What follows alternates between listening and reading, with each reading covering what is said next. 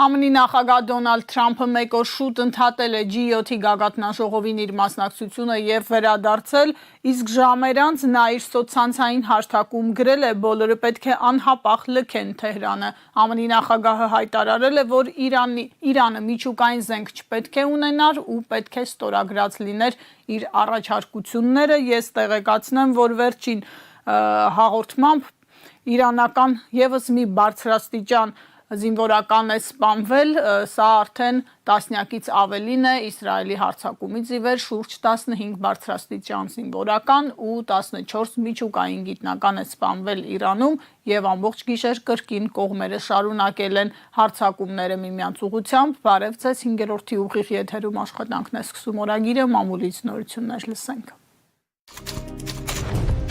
Հրապարակը գրում է, թե պետք 4 օր է Փաշինյանը գրառում չի արել վեհափարի ու եկեղեցու մասին, առավոտյան սաղմոսներ չի տեղադրում էջում, բայց եկեղեցու դեմ արշավը չի կարելի համարել վերջացած, իշխանական աղբյուրի փոխանցմամբ լռությունը թվացյալ է։ Վարչակարգը շարունակում է ծածուկ աշխատել, եկեղեցու դեմ հավաքում են կոմպրոմատներ, մարտավարություն են մտածում, պասիվությունն էլ պայմանավորված է Իսրայել-Իրան պատերազմով։ Փաշինյանը գիտակցում է, որ եկեղեցու դեմ գրառումները հատկապես այս օրերին չեն ներվելու իրեն, ուստի սպասում են ջրերը հանդարտվեն, որ շարունակեն պատերազմը։ Եկեղեցին վերցրել է իրեն նետված ձեռնոցը, 3 կլոր սեղան էին կազմակերպել բարձրաստիճան հոգևորականներ, քաղաքական հասարակական գործիչներ վերլուծում էին Փաշինյանի գրառումները, կոշտ գնահատականներ տալիս։ Հունիսի 16-ից 22-ն էլ Մայրաթորը նշելու է Արարատյան շաբաթվա տոները, որոնց առիթով հավատացյալների երկրպագության համար Սուրբ Էջմիածնի սրբազան մասունքներ են դուրս բերվելու։ Շաբաթն ավարտվելու է հունիսի 22-ին Մայր տաճարում պատարագով, որի ավարտին կհնչի մաղթանք Մայրաթոր Սուրբ Էջմիածնի անսասանության ու հավետ պայծառության համար, գրում է թերթը։ Ժողովրդում կարդում եք, չնայած որ մերձավոր արևելքում իրավիճակը կտրուկ գերլարվել է, հարևան Իրանը մահացու վտանգի առաջ է, Հայաստանի իշխանությունները ակտիվ պատրաստվում են ՔՊ վարչության սեպտեմբերյան ընտրություններին, սկսվել են անդամների ինքնաառաջադրումները։ Վիլեն Գաբրիելյանն է առաջադրել թեկնածությունը, ՔՊ-ականները մինչև օգոստոս առաջադրվելու հնարավորություն ունեն։ Այս պահին ՔՊ վարչության անդամ դառնալու համար ինքնաառաջադրվել է նաև Հերիքնաս Տիգրանյանը, Հասմիկ Հակոբյանը, Ղազարյանը, Արուսյակ Ջուլհակյանը, կանայք այս անգամ ավելի շատ են ներկայացված լինելու։ ԱԺ պատգամավոր Արփի Դավոյանը, որ այժմ ՔՊ վարչության անդամ է, թիմին ասել է, թե չի առաջադրվելու։ Նույն թեմայով հրապարակում կարդում ենք հունիսի 15-ը ՔՊ վարչության ընտրություններում թեկնածուների առաջադրման վերջնաժամկետն է 20 հոգանոց վարչության համար 42 թեկնածու է առաջադրվել գործող կազմից չեն լինի Արփի Դավոյանը, որը երեխայի է սպասում, սակայն աղբյուրի փոխանցմամբ թիմը հատկապես Հանձին Տիգրան Ավինյանի, Արփի Դավոյանի դեմ է, թե բոլորի դեմ սլիվներ է կազմակերպում, անցանկալի մարդ է դարձել Փաշինյանի համար, որովհետև քննադատում է ՔՊ-ական կոռուպցիոներներին։ Գործող վարչության մյուս անդամներն առաջադրվել են ԱԺ խմբակցության կանանց մեծ մասը նույնպես, գրում է թերթը ու հիշեցնում ՔՊ վարչության գործող կազմը 15 հոգանոց է, որոշել են նաև եւս 5 տեղ ավելացնել։ Ամեն երրորդը պետք է կին լինի։ Երբեմնի կարկառուն ՔՊ-ական այժմ արտգործնախարար Արարատ Միրզոյանը, ինչպես նախորդ անգամ, այս անգամ էլ չի առաջադրվել, աղքը նույնպես, կարդում ենք թերթում։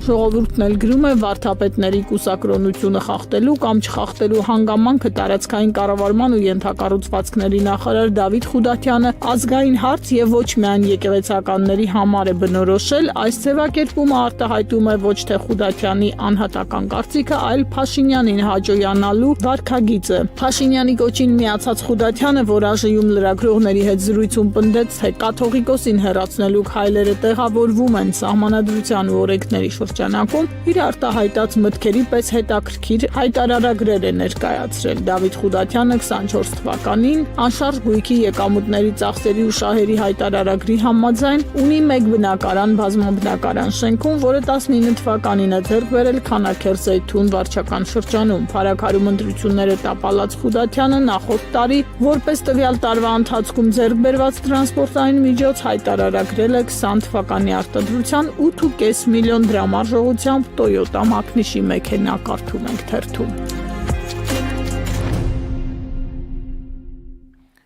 Խորագիրն է եթերում, իմ հյուրը անվտանգության եւ էներգետիկ հարցերով փորձագետ Արմեն Մանվելյանն է, շնորհակալ եմ հրավերս ընդունելու համար։ Ես եմ շնորհակալ հրավերին։ Մի տեղեկություն ընթերցեմ խորհրդանից, ԿՊՆԴ-ը քվեարկել իրենց կուսակից Հայկ Սարգսյանի փողով բանակից ազատվելու նախագծին, գոնե մի դրական գործողություն արել է այդ խմբակցությունը, բայց սկսենք միջազգային իրավիճակից, ավելի շուտ մերձավոր արևելյան այս պայթյունից, Իսրայել-Իրան հակամարտությունը խորանում է, արդեն Թրամփի հայտարարությունը, զգուշացումը,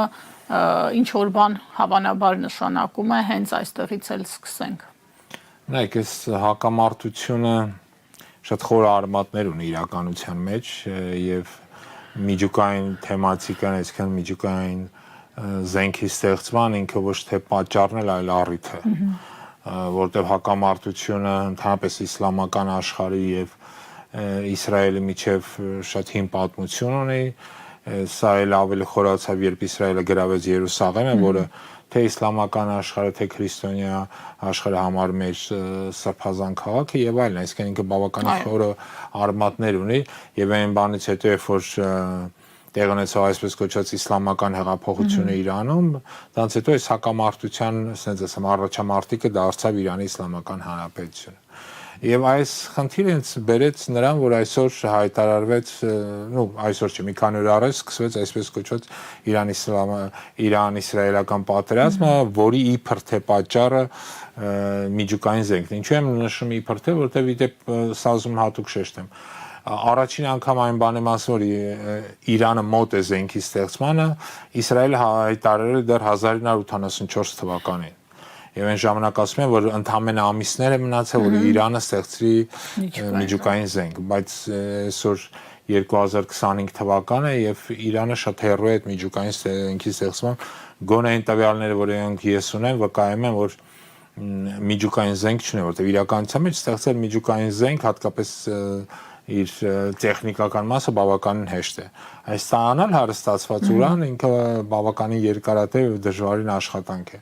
Եվ այնուամենայնիվ մինչև այս պահը երբեք չի եղել ոչ մի հստակ տեղեկություն այն մասին, որ Իրանը մոտ է զենքի ստեղծման։ Նույնիսկ հետախուզական տվյալները, որոնք կան, որոնք ժամանակ առ ժամանակ մտնում են, ասենց ասեմ, հայտնում են լրատվամիջոցներում, փաստում են մի բան, որ Իրանը չունի հստակ ծրագիր այդ զենքի ստեղծման։ Հետաբար հայտարարությունը իբր թե զենքի ստեղծման մոտ լինելն է պատճառը, նորից եմ կրկնում, դա այդ քաղաքականությունը Իսրայելը սկսել է դեռ 1984 թվականից։ Այլ բան է, որ մենք շատ լավ հասկանում ենք, որ Իսրայել-Իրան այս հակամարտություն եւ հարվածները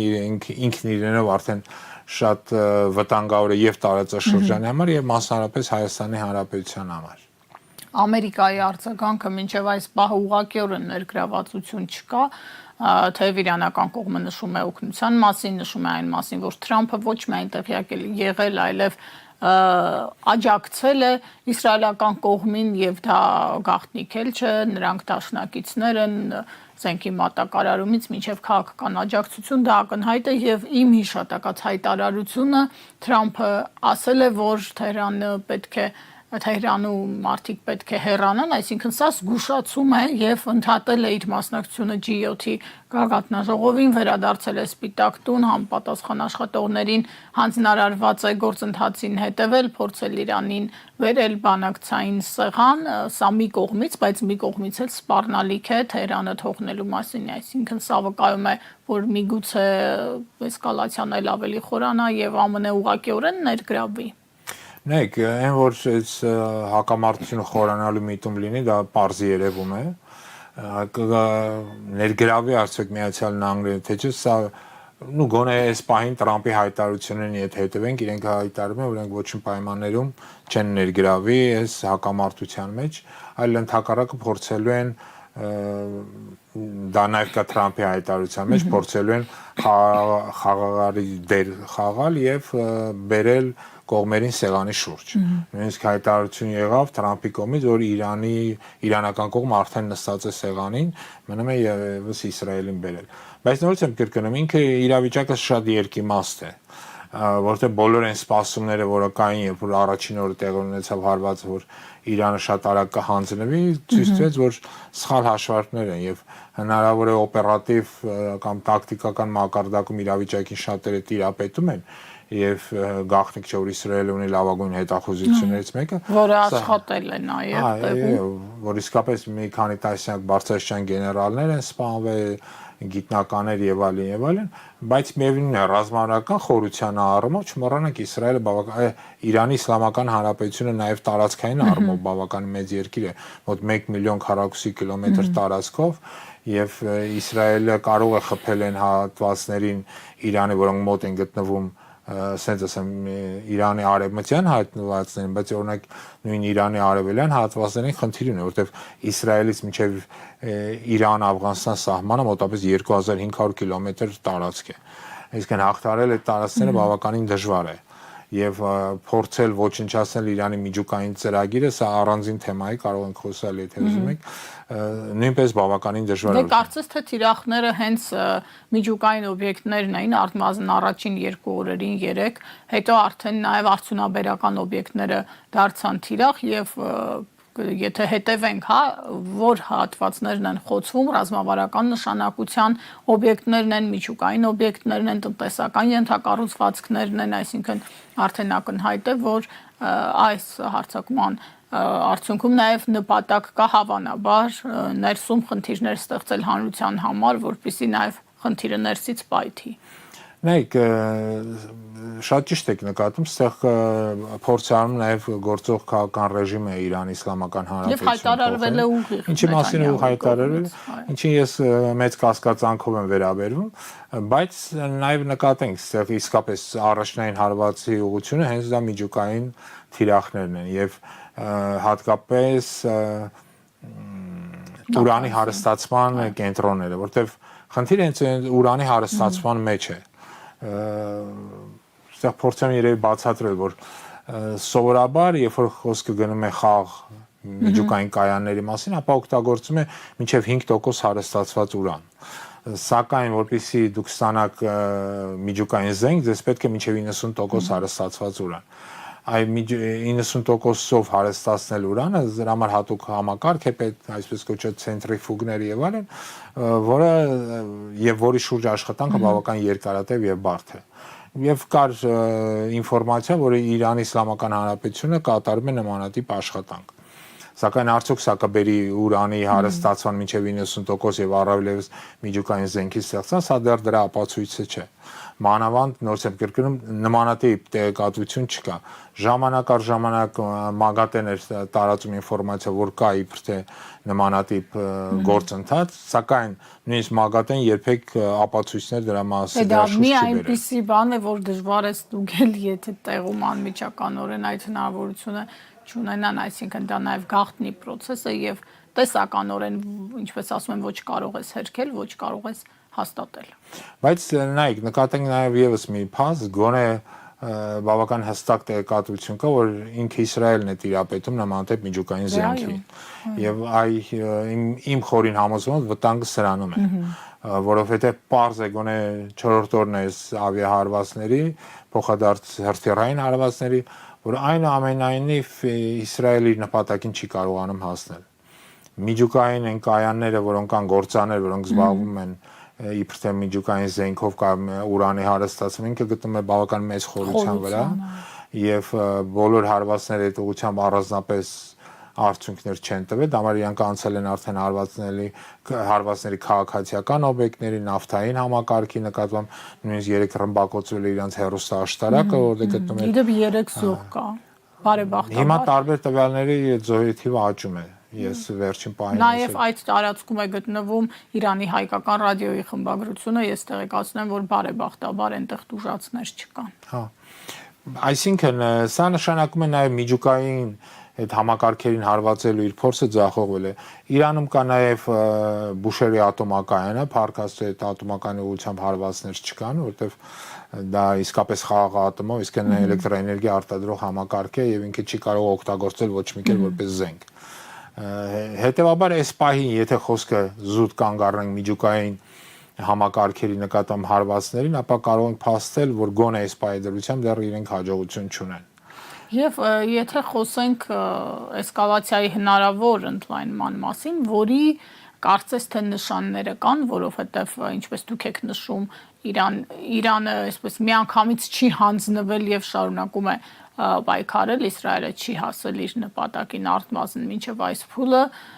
եթե էսկալացիան էլ ավելի խորանա ու ընդգրկի, կրկնեմ հարցս, Ամերիկայի ուղղակի մասնակցությանը, դա ինչ կնշանակի առհասարակ մերձավոր արևելքի եւ գուցե նաեւ աշխարհի համար, ի դեպ G7-ի գագաթնաժողովին Թրամփը նաեւ ասել էր, որ 60 օր էր տվել Իրանին եւ տեսանք թե ինչ եղավ 61-րդ օրը,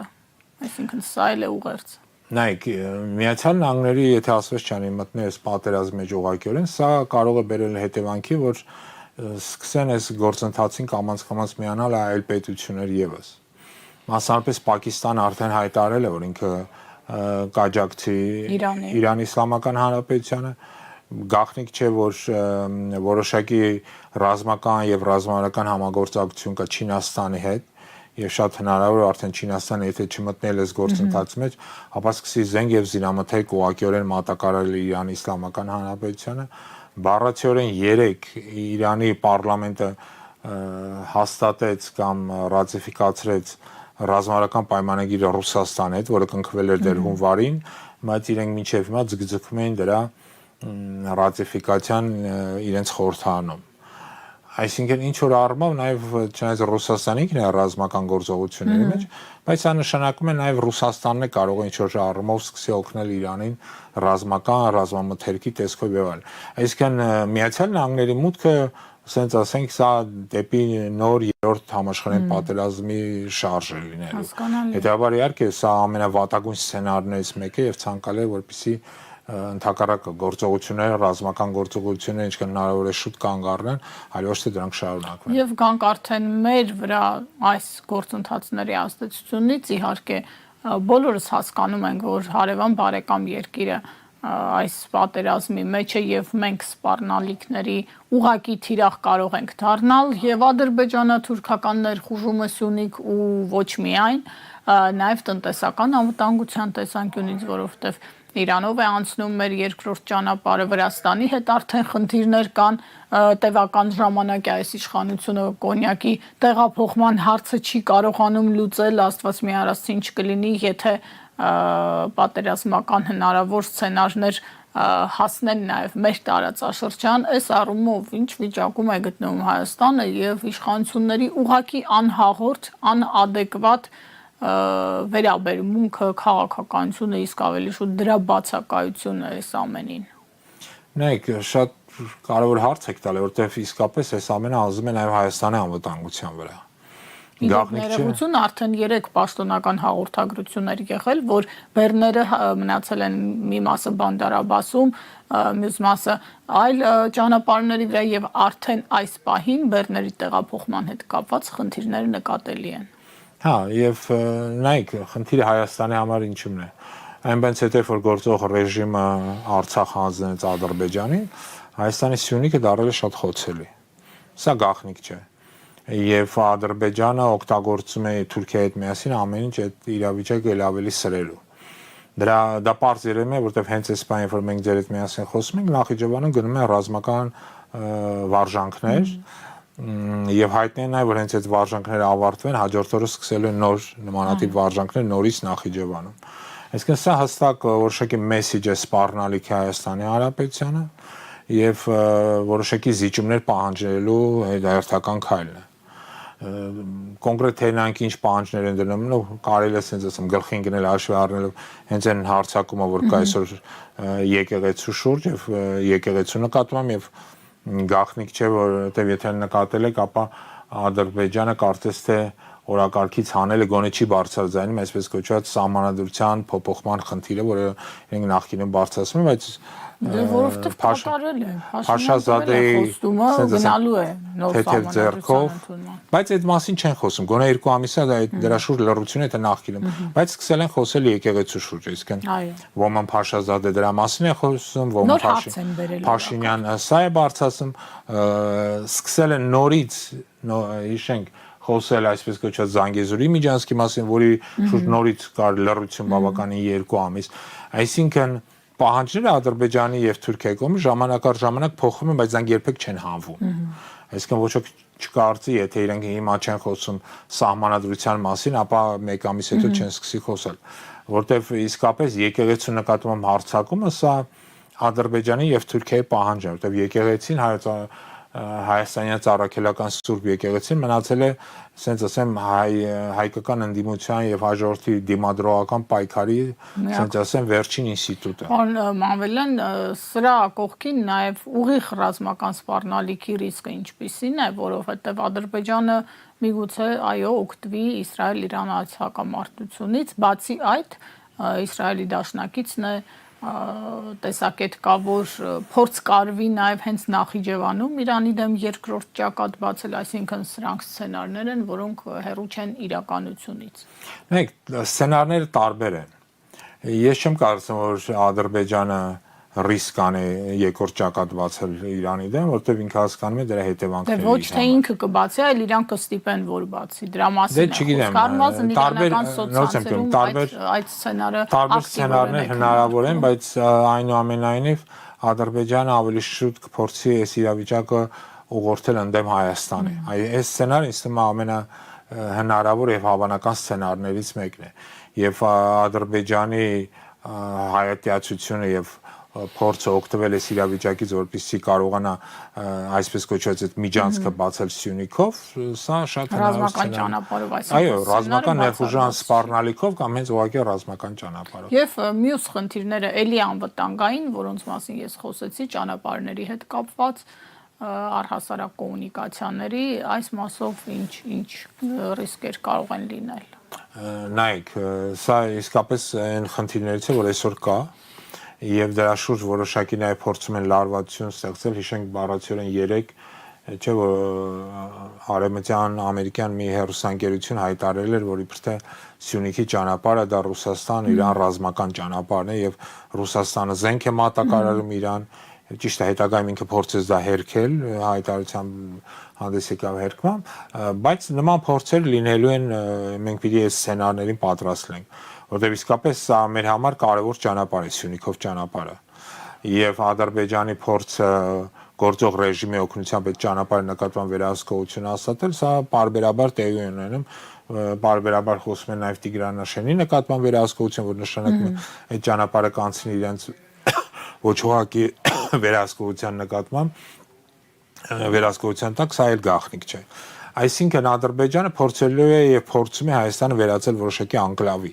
վերահսկելով ճանապարհը եւ դեպի Սյունիք եւ դեպի Տավուշով ճանապարհները։ Հետևաբար սա հնարավորություն է Ադրբեջանի համար եւ այս պայմաններում Հայաստանը առավել եւս, եթե Հայաստանում adekvat, ինչպես նշեցիք, իշխանություն լիներ կամ ազգային, ապա առաջին բանը, որ նա պետք է աներ, ապա պետք է փորձեր ներքին հակամարտությունների ներքին այս բաժանարար գծերը վերացնել եւ ինչ որ կոնսոլիդացիա, համախմբում ստեղծել Հայաստանի ներքին դիմադրողականությունը բարձրացնելու համար։ Բայց մենք տեսնում ենք լրիվ հակառակը, ներքին պառակտում, ներքին ատելություն, Արցախահայության նկատմամբ ատելություն, ընդդիմության նկատմամբ ատելություն, ցանկացած մեկ ով իրենց քննադատում են նրա նկատմամբ, այսինքն բաժանել եւ տիրել այս քաղաքականությունը չի փոխել ոչ մի գրամ։ Իրավիճակին իշխանությունը չի արձագանքել որևէ կերպ, բացի այն հայտարարությունը, որ դատապարտում է Իսրայելի հարձակումը Հայաստանը, որ հնչեցրեց Նիկոլ Փաշինյանը Պրահայից, այլ հայտարարություն չի եղել։ Նաև Հայաստանին սպառնացող անվտանգային մարտահրավերների առումով, այսինքն մենք չենք տեսել անվտանգության խորհրդի նիստ, մենք չգիտենք քննարկում են արդյոք հնարավոր այն բոլոր սցենարներից ելքերը կամ պետության պահվածքը, քայլերը, միջոցառումները, որոնք ուղղակիորեն հիմա պիտի արդեն իսկ նախապատրաստվեին, որովհետև ոչ ոք չգիտի ինչ կարող է լինել։ Օրինակ, սկսած մեր հայրենակիցների ֆիզիկական անվտանգության խնդիրներից, դրա ապահովումից հնարավոր է, չէ՞, ներհոսք սկսվի իրանահայերի, ինչ են անելու։ Այս հարցերը իշխանությունը չի քննարկել, առնվազն դրա մասին հրապարակային ոչ մի ինֆորմացիա չկա, արդեն 4-րդ թե 5-րդ օրն է այս հակամարտության հունիսի 13-ին մեկնարկած, Նիկոլ Փաշինյանը զբաղված է կրթարշավով, ԿՊԱ-կանները վարչություն են ընտրում ու այսպես շարունակ, բայց անվտանգային մարմինների հետ ոչ մի խորհրդակցություն չի եղել։ Նայեք, շատ լավ հարց եք տալիս, մենք գործ ունենք մի քաղաքական ռեժիմի հետ, որը շատերը բնութագրում են որպես օկուպացիոն եւ այս առումով ինքը բավականին ճիշտ բնութագիր է, որտեղ սա իսկապես օկուպացիոն ռեժիմ է, որը վերաբերում է Հայաստանը որպես գրաված տարած, որտեղ իրենք կարող են անել այն ամենը, ինչ որ ուզում են, բացի այդ երկրի շահերը պաշտպանելու։ Հիշենք, որ այս մարդիկ եկել են երկու անգամ իշխանության խաբելով ժողովրդին։ 2018-ին համոզում են, որ հեսա Թալանն է հետ ենք բերելու, 2021-ին համոզում են, որ Արցախն են աջակցելու եւ Արցախի պաշտպանության դրոշով եկան իշխանության։ Այսօր իրանք ինչով են զբաղված։ Իրանք զբաղված են երկիրը քանդելով։ Եվ դուք ասում եք ինչու անվտանգության խորհուրդը չի հավաքում։ Ես ձեզ իդեպ հիշեցնեմ, որ բառացիորեն մի քանի օր հետո գործող ռեժիմի պարագլուխը հանդիպելու է Էրդողանի հետ։ Այո, իդեպ փոխարկված նախարարը արդեն Անկարա։ Եվ հավանաբար հենց այնտեղ էլ ինքը ստանալու են ինստրուկցիաները, թե ինչ պետք է անել Հայաստանի հետ եւ Հայաստանի անվտանգության հետ։ Այսինքն մեր անվտանգությունը այսօր Հայաստանի տարածքում չէ։ Այսինքն մինչև այդ Փաշինյանը սպասում է մինչև հանձնարարականները այնտեղից կստանան։ Ամենայն հավանականությամբ պետք է սպասենք այդ հանձնարարականներին, որը կբերի Հայաստանը ավելի թուլացմանը, հասարակության պառակտմանը, եկեղեցու դեմ պատերազմի նոր ալիք կսկսեն կամ կընտրեն մեկ այլ թիրախ, չգիտեմ, կսկսեն համոզել, որ իբրև թե Զանգեզուրով ճանապարհի զիջումը Ադրբեջանին եւ Թուրքիային, սա իսպային լավագույն ճանապարհն է։ Այսինքն տարբեր սցենարներ են կարելի ենթադրել հաշվի առնելով, որ Էրդողանը թե ինչ հանձնարարականներ կտա սրանց։ Եվ Թուրքիայի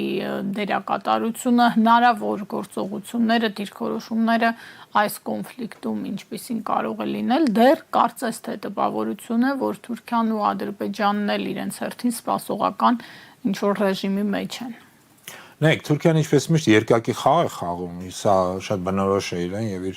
դիվանագիտության, ինքը մի կողմից դատապարտում է Իսրայելի հարձակումը Իրանի նկատմամբ, մյուս կողմից թույլ է տվել, որ այսօրվա դրությամբ իսրայելական օդանավերը գտնվում են Թուրքիայի տարածքում ապահով, որովհետեւ դրանք չհարվածի չի ենթարկվեն, գաղտնիք չէ, որ Թուրքիայի եւ Իսրայելի հետախուզական համակարգերը այդ համագործակցում են եւ այլն։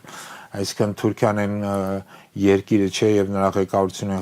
չէ, որը կարող է հստակ ասել, թե ինքը ինչ է անելու։ Իր համար երկակի երրակի խաղը սա նորմալ է։ Պարզա որ ինքը սպասում է, թե կողմից որ մեկը, այսինքն Իրանը ինչքան կթուլանա, տվյալ դեպքում իրենց հաշվարկը դրա վրա է հիմնված։ Բայց նաեւ գաղտնիք չէ, կախված թե ինչ ելք ունենա այս հարվածների եւ թիրախավորումի միած, թե մի բան պարզ է, ուզում սա հստակ ասեմ, որ անկախ այս հարվածների ելքից երկու կողմն էլ թուլացած են դուրս գալու, թե Իսրայելը եւ թե Իրանի Իսլամական Հանրապետությունը, եւ շատերը կփորձեն դրանից օգտվել։ Առաջին հերթին դա Թուրքիան է։ Ադրբեջանը այս պայն փորձում է հնարավորինս հակաիրանական բանում պաշտոնական մակարդակով գոնե չլինել, բայց ամբողջ ադրբեջանական մաս մեդիան եւ նրանց ալիքները սոցցանցերը իրենք ուղղված են հակաիրանական հայտարարություններով եւ կոչերով։ Այսինքն պարզ է, որ Ադրբեջանի գոնե ժողովրդի իր հասարակությունը հակաիրանական թրենդի մեջ է, այդ միտումը հստակ կերպով ունեն։ Հետևաբար բոլորն սպասում են, մի մասը սպասում է Իրանի թուլացմանը, մի մասը Իսրայելի եւ դրանից հետո կորոշեն իրենց անելիքները եւ իրենց քայլերը։ Բայց հայկական կողմը հստակ կերպով պետք է սցենարները հասկանա զարգացման եւ իր անվտանգության մասին մտածել։ Ունենք նաեւ Իսրայելում առնվազն գոնե այս հարցում ինչ կարող է անել Հայաստանի իշխանությունը երկու երկրներում սեփական հայրենակիցների պաշտպանության ապահովման համար։ Նայեք, շատ կարևոր էլի հարց եք բարձրացնում։ Իրանում մենք ունենք բավական մեծ համայնք, մոտավորապես 100,000 հայ բնակչություն, Իրանի խորհրդանում ունենք երկու падգամավոր, որը հենց ներկայացում է հայկական համայնքը։ Իսրայելում Երուսաղեմում կա հայկական թաղամաս, մոտապես 2-ից մինչև 5,000 բնակչությամբ եւ այլն։ Այսինքն մեզ համար շատ կարեւոր է, որպեսզի մենք կապը չկտրենք այս համայնքների եւ սենց ասեմ չդառնանք զո այս հակամարտությանը։ Մեզ համար երկու երկրներն են կարեւոր են եւ երկուսի հետ էլ մենք պետք է ունենանք որոշակիորեն ու Իրանի հետ հատկապես առավել եւս, որովհետեւ Իրանը մեզ նաեւ ուղակի հարևան է, բայց նաեւ Երուսաղեմի մեր հայկական համայնքը եւ Երուսաղեմի մեր հայկական հայաստանյաց առաքելական Սուրբ եկեղեցու կալվածները եւս ռազմավարական նշանակությունն են եւ երկուսի հետ էլ մենք որոշակի դրական հարաբերություններ պետք է պահպանենք, ինչը իդեպ նկատեմ սրանց չի հաջողվել եւ Իրանի հետ մեր հարաբերությունները վերջին տարիներին բավականին մեծամասամբ բացասական են եղել։ Փորձերը Իսրայելի հետ կառուցել որոշակի հարաբերություններ ամբողջովին ձախողվել է։ Մենք նույնիսկ այնտեղ դեսպանատուն բացեցինք, որը չաշխատեց, դեսպանն էլ հետագայում ձերբակալեցին, եթե հիշում եք։ Այսինքն այս մարկանց սեփական անկարողություն եւ անհաջողականությունը նրադառնում են այդ պետության վրա, նրա շահերը ձևակերպել չկարողանալու եւ այդ շահերի հետևից գնալու, որտեղ իրենք մտածում են միայն անձնական, հենց ընտանեկան կլանային բիզնեսի եւ կլանային շահերի վրա, դրա համար պատրաստ են ծախել ամեն ինչ։ Եվ Արցախն են ծախել եւ հայ ժողովրդին են վաճառքի դրել եւ գնում են Էրդողանի մոտ ինստրուկցիաներ ստանալու։ Որպես պետություն նաեւ կուզեմ անդրադառնալ, ի վերջո ինչ ակնկալ են այդ մարդիկ Հայաստանի Հանրապետությունից։ Նայեք, ցավոք սրտի ժամանակը ցույց է տվել, որ առանձնապես ակնկալիքներ սրանցից չի կարելի ունենալ։ Ցավոք սրտի, հիշենք նույն սիրիահայերի վիճակը։ Հիշեցնել դեսպանատունը, ինչպես ասում են, գոյություն չուներ այնտեղ։ Հա, նույնիսկ հիշում եք, երբ որ պատերազմներ էր գնում Հալեպում, Հալեպից մենք երբեք չենք հանում մեր հյուպատոսությունը։ Այս անգամ հյուպատոսությունը փախավ արդեն սրանց օրոք։ Եկեղեցիներ զբաղվում։ Եվ մենք եկեղեցիներ ճիշտ է զբաղվում հալեպահայության վիճակով։ Դա համար ցավոք սրտի հույս դնել այսօրվա իշխանությունների վրա չեն կարող։ Իսկ քանի որ իրենք են ներկայացնում պետությունը, հետո մենք գտնում ենք մեր պատմության վատթարագույն իրավիճակում։ Շնորհակալ եմ վերլուծության համար։ Օրագրին սպասեք վաղը 5-րդ ուղիղ եթերում առավոտյան 11-ին։